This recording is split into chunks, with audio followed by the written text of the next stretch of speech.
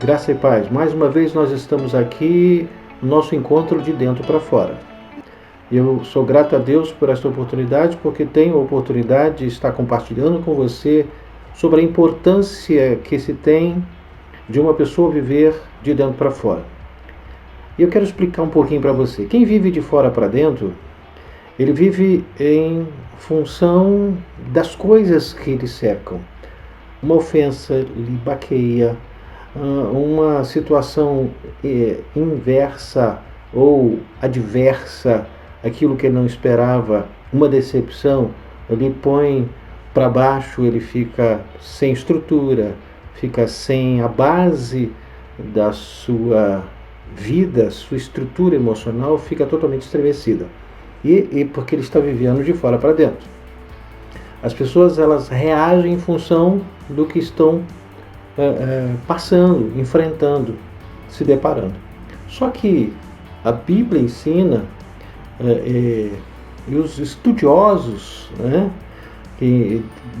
da área psicanalítica, eles nos fazem entender, mas principalmente a palavra de Deus, que eu preciso viver de dentro para fora. Olha só, antes de eu falar um pouquinho da palavra, uma palavra introdutória antes desse bate-papo, olha só, quando Jesus foi indagado pelos fariseus sobre qual era o maior mandamento que ele poderia descrever para eles, Jesus disse, não é um, são dois. E ele disse, o primeiro mandamento é amar a Deus sobre todas as coisas, com todas as forças da sua alma, coração, mente, entendimento. E o segundo mandamento, que é maior também, o segundo maior mandamento, que é amar o seu próximo como a ti mesmo. Quando Jesus disse amar o seu próximo como a ti mesmo, ele está dizendo o seguinte, aquilo que eu tenho, eu posso oferecer. Eu não posso oferecer aquilo que eu não tenho. E o amor, para que eu possa amar, propagar, contagiar, eu preciso primeiro ter dentro de mim. Então a vida de dentro para fora, ela é fundamental para que a pessoa possa ter saúde, para que ele possa ter alegria, para que ele possa ter entendimento, discernimento, para saber lidar com as adversidades, para saber lidar com aquilo que ele não espera, que são as decepções. Então eu preciso receber força, receber o conhecimento e entendimento para eu aprender a viver de dentro para fora, ou seja, aprender a lidar com aquilo que não pode ser mudado. E aprender a mudar aquilo que pode ser mudado, mas é dentro da gente, tá?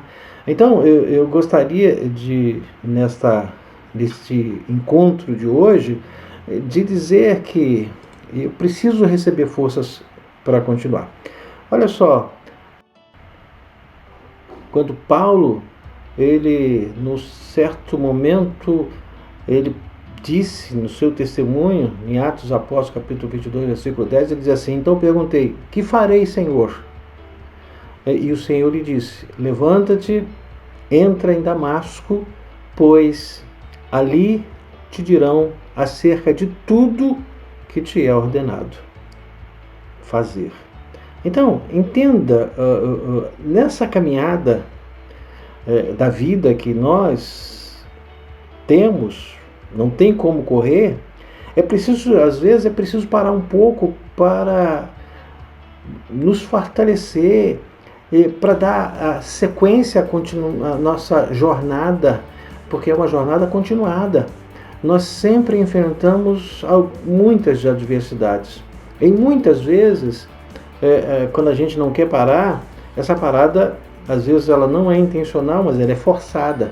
São situações que se levantam como barreira para nos fazer parar um pouco. Eu preciso entender isso. Quando eu vivo de dentro para fora, eu sei a hora que eu preciso parar. Eu sei a hora que eu preciso dar prosseguimento. Eu sei a hora, o momento que eu vou responder, o momento e que tipo de resposta, qual é o meu timbre de voz, o meu tom de voz.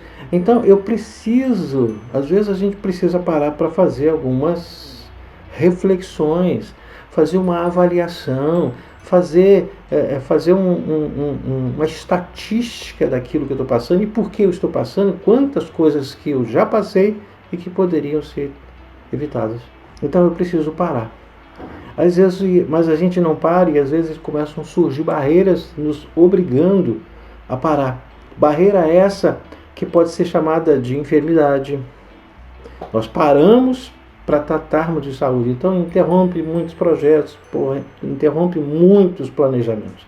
Barreira essa que pode ser chamada de desemprego, onde os projetos, os sonhos são interrompidos. Até que se consiga um novo emprego, nós teremos tempo para rever conceitos. Barreira essa que pode ser chamado de tempo inoportuno, quando sofremos duras decepções, a ponto de nós perdermos a própria direção, perdermos a motivação, onde os sonhos se desvanecem, onde os planos e metas se evaporam da nossa mente, se evaporam do nosso coração. A vida parece perder sentido, parece que tudo desmoronou, parece que tudo veio abaixo, parece que não sobrou nada. Não vou ter força, a gente começa a pensar mil coisas. Tudo que o apóstolo Paulo tinha conquistado, naquele momento, lá no caminho de Damasco, ele desmoronou, ele sentiu desmoronar diante dele, a ponto dele ter perdido a visão, ele não tinha mais capacidade para mais nada. Paulo, ou Saulo, daquele momento em diante, ele passou a vivenciar a impotência do raciocínio, a fragilidade das cartas que lhe davam a suposta autoridade, tudo para isso, para ele, caiu por terra. Paulo chegou à conclusão de que tudo que ele tinha adquirido com os seus estudos, mediante a sua capacidade intelectual, naquele momento foram reduzidos a simplesmente nada. Paulo entendeu que havia alguém que ele não conhecia, que se chamava Jesus e que tinha todo o poder, e a sua vida ela não estava especificamente nas mãos dos homens, e sim nas mãos de Deus. Paulo conheceu Jesus e logo entendeu que a sua vida, a partir daquele momento, estava nas mãos do Mestre Jesus. Olha o que ele disse quando ele escreveu lá em Filipenses, no seu capítulo 1, do versículo 21, ele diz: porquanto para mim o viver é Cristo e o morrer é ganho. Olha só o que ele chegou à conclusão de tudo aquilo que ele tinha e tudo aquilo que passou a ter. Entenda que Paulo, no prosseguimento da viagem para Damasco, entenda isso, ele deixou o comando daquela comitiva, passando a ser, então, por orientação de Deus, foi conduzido pela comitiva. Ele agora não estava no comando de nada. Deus assumiu o comando e havia alguém pessoas que estavam ali para ele conduzir. Deus sempre levanta pessoas que possuem a capacidade de conduzir outras para recomeçar o caminho, a sua própria caminhada, que foi interrompido por uma circunstância, por uma barreira, por uma adversidade. Deus tem levantado profissionais da saúde em todas as esferas que o homem venha necessitar para reconduzi-lo na caminhada que ele interrompeu. E neste bate-papo de hoje, intitulado O Encontro do Coração com a Razão, nós teremos a presença de uma pessoa que tem experimentado viver um novo tempo da vida dela. E que ela estará batendo um papo agora com a gente e eu gostaria de passar para ela essa bola e eu vou estar conversando com ela nesse bate-papo do encontro do coração com a razão para você. E aí, mais uma vez, estamos aqui agora, primeiro bate-papo nosso, do nosso encontro de dentro para fora. Aqui a Suzane, que vai bater um papo com a gente a respeito da importância de se viver de dentro para fora. E ela vai passar um pouco a sua experiência, porque ela estava com o seu coração e a sua razão desencontrar. E a gente entende que a maioria das pessoas hoje ela tem um desencontro entre o coração e a razão. A razão tem uma direção, o coração tem de uma outra direção e aí entram os conflitos. Para quem vai nos ouvir agora, bom dia. Para quem vai nos ouvir à tarde, boa tarde. Quem nos ouvir de noite, boa noite. E aí, Suzane, como é que você está? Como é que você está se sentindo? E você pode cumprimentar aí os nossos queridos amigos e irmãos. Oi, gente, tudo bom? Então, eu sou a Suzane, eu já estou há 1 ano e 2 meses fazendo tratamento com o Dr. João e tem me ajudado muito. Tem me ajudado a sair da sala escura e achando o caminho de volta para a claridade, para a luz. É engraçado que, Suzane, você falou sobre a sala escura, quando a gente tem a nossa razão sendo atingida frontalmente pela emoção, em vez de clarear, escurece. A gente começa a não ver mais as perspectivas, não vê nenhuma chance, às vezes não vê chance para mais nada. Esse desencontro fez com que você passasse a viver de fora para dentro, né? Tudo aquilo que você recebia, tudo que você enfrentava te derrubava, tirava suas forças e chegou ao ponto de afetar o seu sistema orgânico, né? O que significa, mas antes de a gente falar sobre isso, o que significa família para você? Por um bom tempo, família para mim era uma coisa muito difícil de lidar. Eu perdi a referência e achava que família era bonito para os outros. Para mim não tinha importância nenhuma. Né? E aos poucos agora já vai voltando a ter sentido de família, que é amor, é carinho, são as pessoas que estão próximas, que te ajudam a seguir em frente, que oram por você. E quando a gente perde o significado da família, a gente está muito mal, né? Porque a família é a referência, é a base de um sucesso em todas as esferas, seja ela profissional, seja ela emocional, em todas as esferas. A família é a base. Quando a gente perde essa referência por causa das circunstâncias que detonaram, né, que implodiram essa referência, e a gente parece que perde o chão, né? Você estava vivendo como se tivesse perdido o chão e aí você estava sofrendo todas as consequências. Você teve, no caso, por causa disso, porque você teve uma perda sem morte física, né? Quando você perde alguém, morreu, foi sepultado, é uma morte que você tem a separação porque morreu, morte física. Mas há uma outra morte que não tem morte física. Eu acho que essa é a mais dura. Essa é a mais, porque quando a pessoa morre, você sente, depois fica saudade.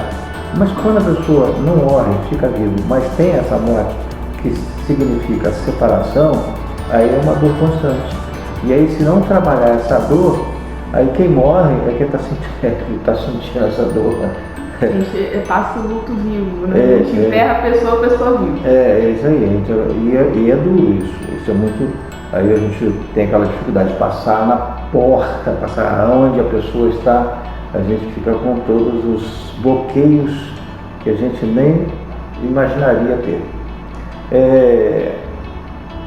Mas você e a sua mãe, não, sua família em si, não esperava que isso tudo viesse a acontecer. Não. Por isso o impacto ter sido tão intenso e tão profundo a ponto de afetar o seu organismo, né? E como é que você, o que você começou a sofrer? Quais foram os danos desse impacto? Além do psicológico, né, que é aquele primeiro choque, depois foi o organismo completo, né? Veio a doença da síndrome do intestino irritável, veio a alergia ao leite, intolerância ao glúten, pressão alta. Você foi detonado. E você sofreu um bom tempo, desde 2013. 7 anos. Então, 7 anos sofrendo, e essa síndrome ela aconteceu a partir já dessa data. Então, nós estamos em 2020. No final de 2019, essa síndrome se reverteu. Quando as pessoas sofrem de alguns tipos de síndrome, parece que é uma coisa permanente. Às vezes, o médico que a gente vai dar a entender que a gente vai ter que conviver com aquilo para o resto da vida. Só que esse ajustamento que você teve, Suzana, ela acabou tirando a irritabilidade do intestino, porque o intestino ele se tornava irritável. Qualquer coisinha emocional afetava o seu intestino. Foi bem assim? Para quem não entende, a síndrome do intestino irritável está diretamente ligada ao emocional. Então, se você está feliz, o intestino funciona todo regulado. Se você está triste, ele trava, faz passar mal. Então, assim, se o meu psicológico, o meu emocional está totalmente descontrolado, o intestino também vai viver descontrolado. Então, era isso que eu passava. Ia a vários médicos, medicamento, e nada resolvia, nada melhorava. Por quê? O fundo emocional não estava sendo tratado. Até o ano de 2019. Porque quando a gente só trata da questão médica, patológica, vai combater, porque a medicação, quando a enfermidade ela tem fundo emocional, a medicação, qualquer que ela seja, ela não consegue atingir a causa, ela só atinge os efeitos, ela diminui os efeitos. A causa, ela tem que ser de uma forma terapêutica que trabalha e muda o estado emocional da pessoa para que os efeitos sejam mudados. Por exemplo, agora você já não tem mais essa síndrome. A síndrome acabou. Ela pode não é que ela agora está sempre sereninha. Não, ela às vezes fica brava, às vezes fica estressada, às vezes ela fica feliz, contente, mas o intestino não reage. O problema dessa síndrome do intestino irritável é que ele reage a qualquer tipo de sentimento. Por quê? Porque os sentimentos, as emoções da Suzana estavam fora do limite, estava acima do limite, então o organismo reagiu. Assim como a hipertensão, então, assim como essas resistências que você passou a ter de alguns alimentos, então isso é tudo de fundo emocional. E se não tratar do emocional, não adianta, você vai ficar na dependência do remédio pro resto da vida. E aí a medicação, porque o nosso organismo ele tem aquela capacidade de adequar-se à medicação sem produzir os efeitos que a medicação foi proposta. E aí o que acontece? Aí o médico, ele vai mudar a prescrição para mudar a composição, para dar uma sacudida no organismo. E aí as coisas elas não acontecem. Vamos lá. Quando você teve esse impacto durante praticamente 6 anos, esse impacto, os seus sonhos e os seus planos foram atingidos? Sim. Você pra mim, perdeu o foco, perdeu o sentido, a vida parou. A sua capacidade você achou que não tinha mais. O seu potencial você achou que foi diluído pelo ressentimento, pela mágoa, e a gente acha que tudo vai embora. A mágoa, ela destrói o organismo, ela não destrói, a mágoa não destrói, entenda isso, a mágoa não destrói a nossa capacidade, o nosso potencial intelectual, ela destrói o organismo, né? Te trava, você começa a trazer os bloqueios para que essa capacidade não se manifeste. Então é por isso que é importante trabalhar no estado, na questão terapêutica, que é trabalhando no fundo emocional para reverter aquilo que está travando tudo, né? Então você teve os seus sonhos, teve os seus planos, eles foram atingidos a ponto de você perder o norte da sua vida, tá certo? O que tem ajudado você a se reerguer? Você agora já está voltando a sonhar, voltando a planejar, você agora está começando a acreditar mais em você? Como é que Sim, depois de bastante tempo. Outra coisa, você hoje chegou um pouquinho tarde porque você recebeu flores. A flor não foi bem flor, né? O pé de alface. Mas é porque você está fazendo 4 anos de namoro. Então, e o seu relacionamento teve uma outra dimensão depois que você começou a se reencontrar? Sim. No início, pelas questões que eu havia passado em família, na vida, eu tinha muita insegurança. Então eu vivia com o pé atrás, qualquer coisinha queria arrumar briga. Via às vezes uma formiga que virava um elefante.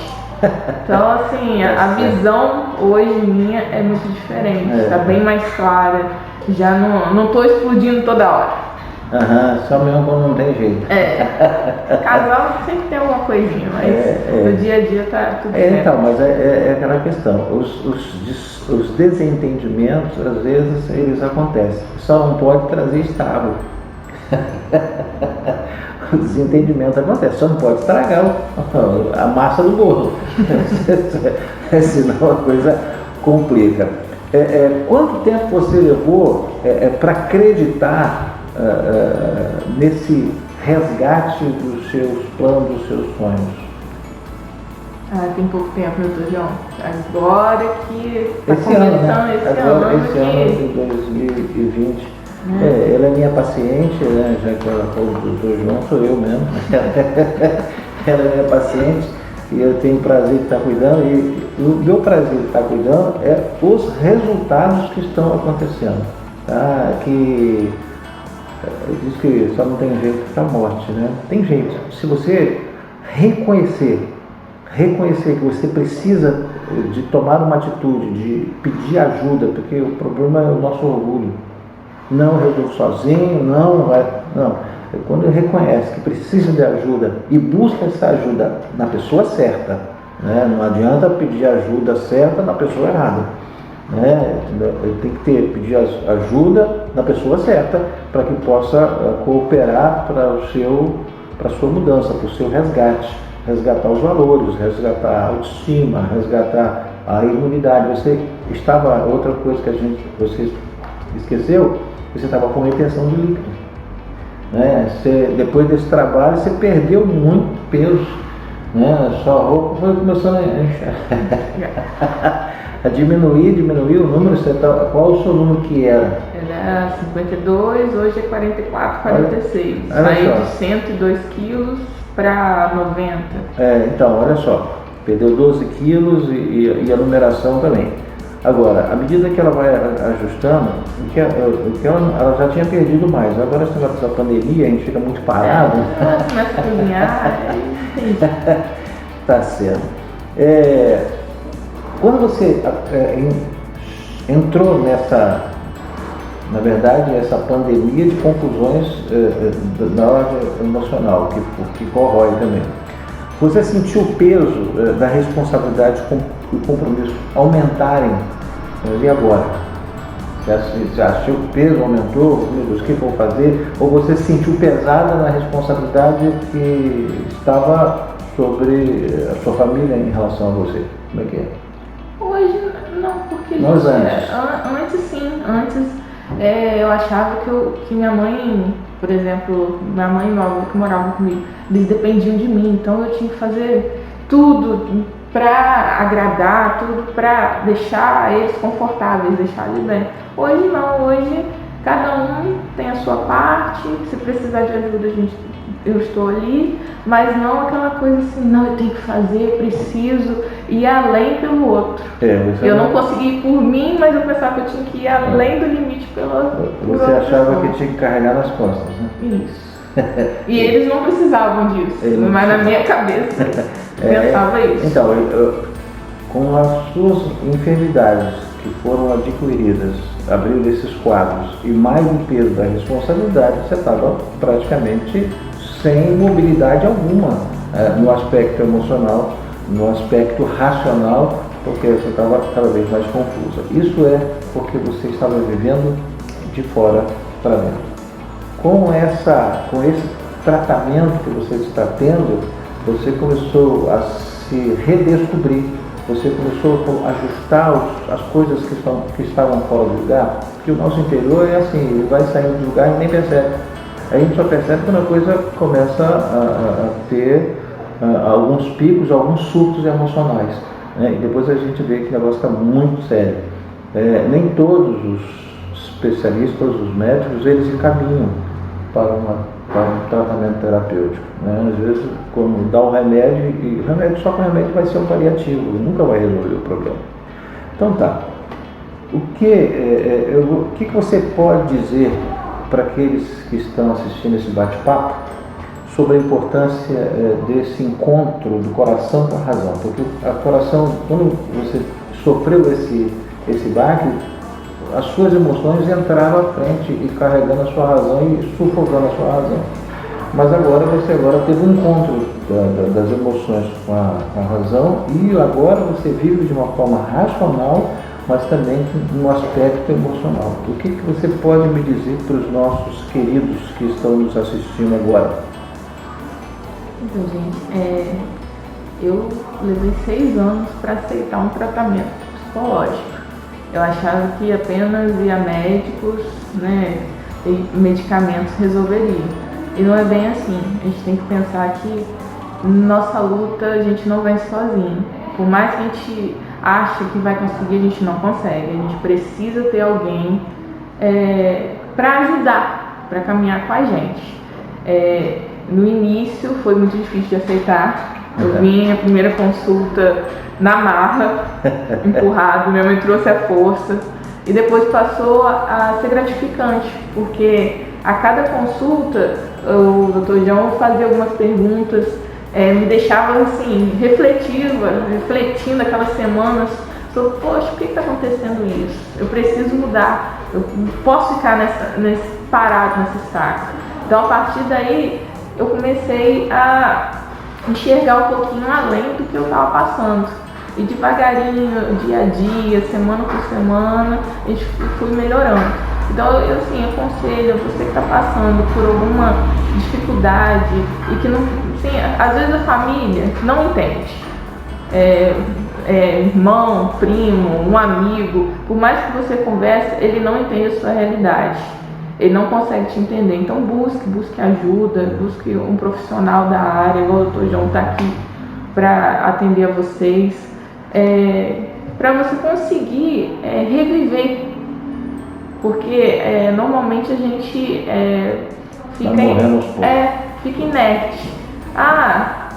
Tá bom, tudo que acontece tá bom, nada tem significado mais. Isso não é bom, isso não é bom para a vida da gente. A gente tem que ter um objetivo, a gente tem que ter sonhos, tem que ter amor no nosso próprio coração. Isso acho que é fundamental. Isso aí.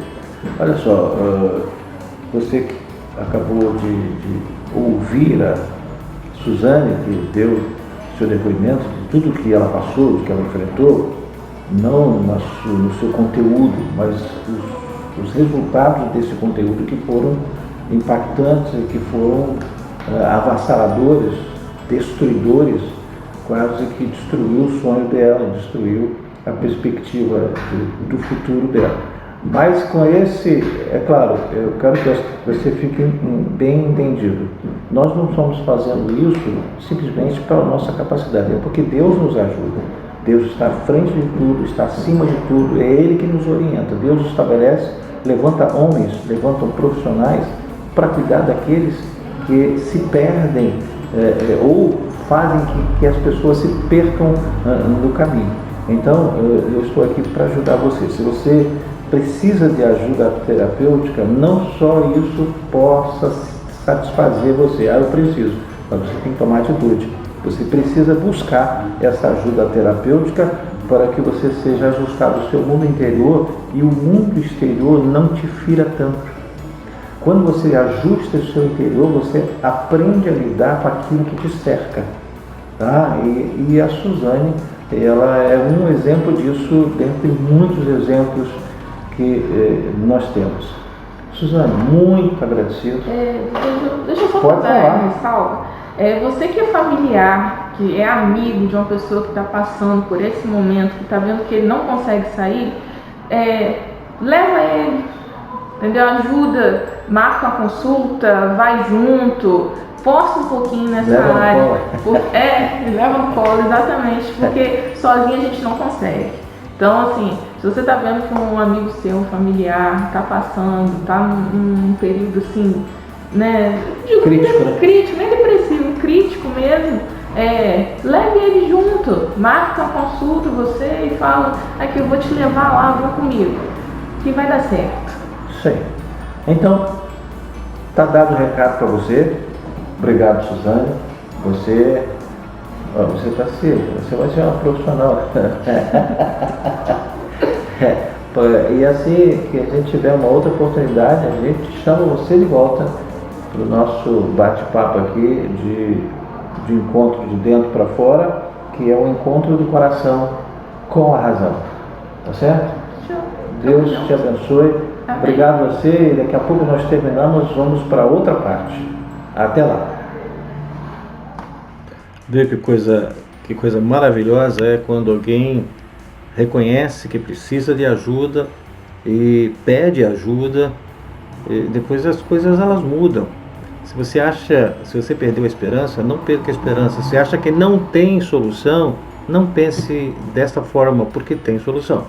É só você querer. Eu sou psicanalista clínico, eu trabalho no Laboratório Kashima, em São José do Calçado, trabalho em Bom Jesus Tabapuana, na Clínica CIS, e eu posso e quero lhe ajudar. Se você necessitar e você reconhece que precisa e quer ser ajudado, me procure. Não é fácil, não é difícil me encontrar. Você me encontra aqui no YouTube, neste canal, você pode ir lá nos comentários, eu só preciso de ajuda. Você pode pedir para entrar em contato com você entrar em contato comigo. Você me encontra também no Telegram, você me encontra no Instagram, você me encontra no Facebook, você me encontra no WhatsApp. Então, é fácil de me encontrar. E eu também sou pastor evangélico, sirvo ao Senhor na Igreja Evangélica Vida em São José do Calçado. Eu quero ainda, antes de terminar, orar.